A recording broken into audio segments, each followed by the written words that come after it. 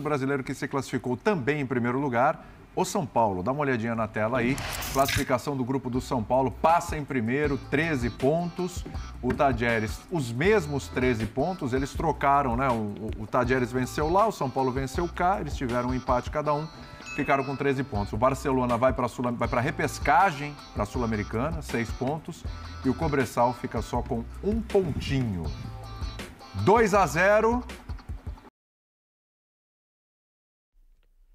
Salve, salve, torcida tricolor! O que vocês acharam da vitória imponente do São Paulo ontem, quebrando esse tabu de nunca ter vencido o time do Talleres de Córdoba? Esse tricolor do técnico Luiz Ubeldia tem se mostrado, galera, um time muito consistente e está deixando nós torcedores sonharmos com coisas grandes esse ano, concordam? Bom, antes de mais nada, peço que se inscreva. É grátis, não cai o dedo, você apoia o canal dessa maneira. Em troca, eu não vou ficar aqui de enrolação com vocês. Então, vamos embora pro vídeo. Começou, né, Pedro, a Libertadores, perdendo para o Talleres, e depois uma vitória sobre o Cobressal, que ainda passou sufoco, o Cobressal teve oportunidades, virou a chavinha com o Zubeldia, né, que continua invicto no comando do São Paulo. Dentro disso que você falou, William, dá até para ilustrar, né? Dá até para ilustrar. Perdeu o primeiro jogo, era outro time, era outra Libertadores começando para o São Paulo, termina essa fase de grupos ganhando, e ganhando de uma forma que o São Paulo, vou voltar naquilo, né? O Jean falou, parece que é repetitivo, não foi brilhante, não foi a melhor atuação pelas mãos do Zubeldia. Venceu, líder, pote 1, mas algo que me gerou, assim, curiosidade, mas algo que eu achei bacana de ver na evolução do trabalho. Vimos bons jogos do time do Zubeldia, hoje não vimos um grande jogo, mas vi um time que parecia seguro, tranquilo, sabe? Mas um adversário mais difícil também. Um adversário, né? Que soube, para começar, tirar a velocidade de São Paulo dentro do Morumbi. Ele tira a velocidade. São Paulo começa tendo problema, o Sousa, né, que é ali pela esquerda, já impede que o Igor Vinícius chegue um pouco mais para fazer o quê? Para jogar com o Lucas. O Lucas já fica isolado. Tira a velocidade do meio, São Paulo não consegue jogar. A bola não andava, o jogo não fluía, travava. Pela esquerda, demora. Vai finalizar depois de muito tempo. Um Talleres que segurava bem ali. O 0x0 estava muito bem pago ali no primeiro tempo. Aí tem um vacilo do Talleres no ataque, volta. Aí tem sim uma jogada individual do Rodrigo Nestor. Pênalti, 1x0. E aí no segundo tempo também, o São Paulo não era exatamente o dono do jogo com a bola no pé no segundo tempo. Mas era um time que sabia o que estava fazendo, não sofria. O Talleres tentava, um time muito bem organizado, é bom que se diga. O Talleres, porque talvez muita gente olhe e pense, Boca, que não está na Libertadores, mas River, vou olhar para o Racing, também não está, vou olhar para quem, estudei, não. Olhe para o Talleres. O trabalho é interessante, o time é muito bem arrumado, então tenta fazer alguma coisa, faltava qualidade, tinha o São Paulo tranquilo. Aí é o que eu falo. E aí começa muita ligação direta, sabe? Começa a chegar, já o gol do Luciano no final do jogo, mas também de muita criação. Mas o São Paulo, diante de um time bem armado, não sofreu, controlou, não teve a sua melhor atuação, mas vinha vencendo, parecia que sabia que ia vencer, e aí tem esse gol, o Luciano tira da cartola ali no final. Então, o São Paulo, se dá para dizer que começa tropeçando, questionado, troca de treinador, termina maduro, olhando para o que é o elenco. Cagliari voltando, Zubeldia com capacidade, quando a gente joga aqueles 75 dias lá para o mata-mata, é o São Paulo que pode chegar forte. E talvez quando tem a derrota no primeiro jogo do Talleres, não sei se todo mundo imaginava que ia terminar em primeiro, chegando uma projeção positiva lá para frente. E é um São Paulo gigante, é um clube acostumado a esse tipo de ambiente e um grupo que no ano passado acostumado a enfrentamentos. Já falou em enfrentamentos, o time está acostumado. Um time acostumado a enfrentamentos. É bom lembrar como o São Paulo chega à final da Copa do Brasil, de quem ele ganha e como ele ficou marcado aí de ser um time que compete muito. Então acho que vai se aproximando disso, com mais qualidade até com o trabalho do Zubeldia. Termina bem a primeira fase, mas vamos voltar naquilo que o Jean falou, parece cansativo. Não foi brilhante, venceu, primeiro colocado, talvez não tão atrativo para quem queria ver o grande jogo, mas venceu, isso que importa. Sim, sem dúvida. É um São Paulo que termina a fase de grupos maior do que quando começou. Isso é fato. Sem dúvida, até porque começou do jeito que bem começou, menor. Né? A gente até estava conversando, Jean, recentemente, fazendo um intervalo de jogo nas nossas redes sociais lá, e foi o jogo contra o Barcelona, né? E eu perguntei para você, foi um São Paulo que, com jogadores voltando do DM, com o Lucas, com esse elenco mais à disposição daqui a 70 e poucos dias, É um São Paulo que chega para o mata-mata, é uma expectativa para jogar de igual para igual com todo mundo, para poder derrubar favoritos, inclusive um São Paulo que vai chegar com essa tendência mais forte para as oitavas de final. Você falou assim, não diria que vai chegar na primeira prateleira, né, para brigar, esse aí vai ser campeão, mas que vai ter esse enfrentamento de igual para igual com todo mundo, diferentemente do que muita gente dizia no começo. É isso. Você continua com essa análise? Eu continuo. Quando eu digo primeira prateleira, eu digo muito olhando para o Campeonato Brasileiro. Claro, claro. Que para mim é aquele que acaba exigindo mais do elenco, uma troca, né, uma constância no jogo que não sei se o São Paulo vai ter tão rapidamente com o Zubeldia. Porque o São Paulo não tem sido brilhante, de fato, mas eu acho que o São Paulo tem vencido jogos porque ele tem merecido vencer. Então ele tem jogado o suficiente para ganhar os seus jogos. Acho que até que a partida de hoje, como o Pedro falou, primeiro tempo, no fim das contas, um pênalti, né? Bela jogada do Nestor, mas um pênalti meio bobo acaba deixando a situação mais cômoda, mais confortável para o São Paulo. Porque o Tajeres, de fato, estava dificultando as coisas. Mas, assim, todos os jogos do São Paulo que ele vence, ou quase todos, eu chego à conclusão no fim do jogo que fazia sentido o São Paulo vencer por aquilo que ele produziu. Foi um São Paulo, né, que vinha e que vem ainda sofrendo com ausências importantes, importante demais a volta do Lucas, que para mim é o jogador mais técnico, aquele de mais capacidade nesse time do São Paulo, inclusive o Rames, para quem quiser ainda acreditar em Rames. O Bidner não está aqui, ainda bem que senão começa a tremer. Quando você acredita em Coelhinho da Páscoa? Então. Tá. Mas acho que assim, o Lucas é um retorno muito importante, com o Luciano jogando bem, e ainda você tem peças importantes fora, né? Quer dizer, algumas que vão demorar, Pablo Maia. O Wellington Rato é um jogador importante. Então, é um São Paulo ainda desfalcado, mas já forte. E eu acho que, assim, para mata-mata, assim, para mata-mata é aquele time que ninguém vai querer enfrentar no sorteio. Porque pode ser Copa do Brasil, pode ser Libertadores.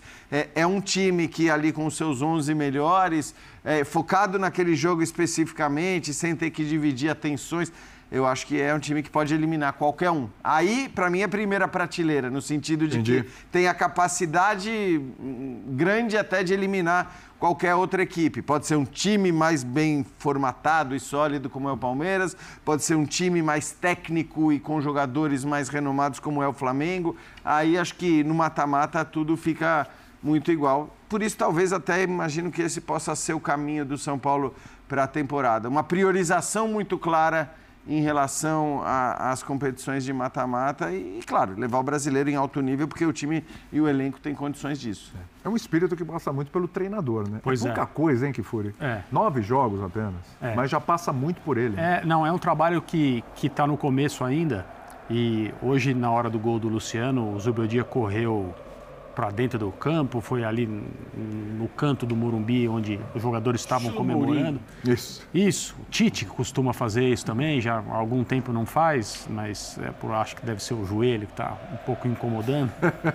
Mas ele, ao fazer isso, ele mostra o tipo de conexão que ele tem com os jogadores, o tipo de personalidade que ele dá ao trabalho, porque o time dele hoje é um time confiável. Exatamente. O time do Zubeldia é um time que você sabe que ele vai passar o tempo todo procurando como ganhar. Tem algumas minúcias, né, quando eu digo isso. Porque uma coisa é um time que brilha, que é muito superior tecnicamente, que você sabe que é melhor na maior parte do tempo, que você entende que o jogo vai ficar ao feitio dele e ele vai ganhar porque ele é muito melhor. Nos jogos do São Paulo em que existe equilíbrio técnico, você percebe que o time está o tempo todo procurando por onde entrar para ganhar. Nem sempre é a mesma porta.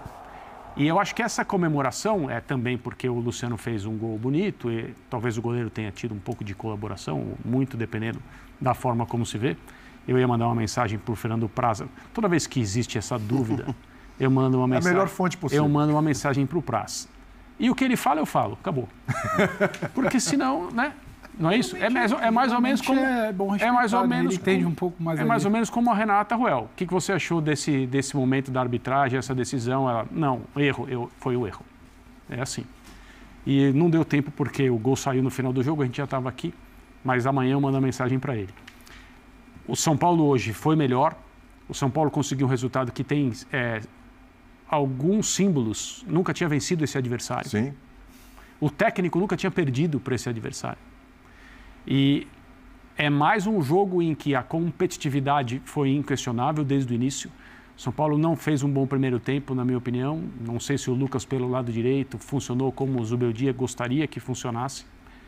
Mas a vontade de ganhar, não no sentido de queremos raça, essa coisa, nada disso, mas saber como se comportar competitivamente, estrategicamente para ganhar, esse time sabe porque o técnico incutiu isso nos jogadores. Conteúdo ele deve ter muito, porque as coisas mudaram muito rápido né, a partir da chegada dele. Hoje você olha para o time do São Paulo com trocas, com substituições, alguns jogadores contribuindo, você acha que o elenco é melhor do que você pensava antes dessa comissão técnica chegar. Exatamente. E isso é um sintoma claro do treinador.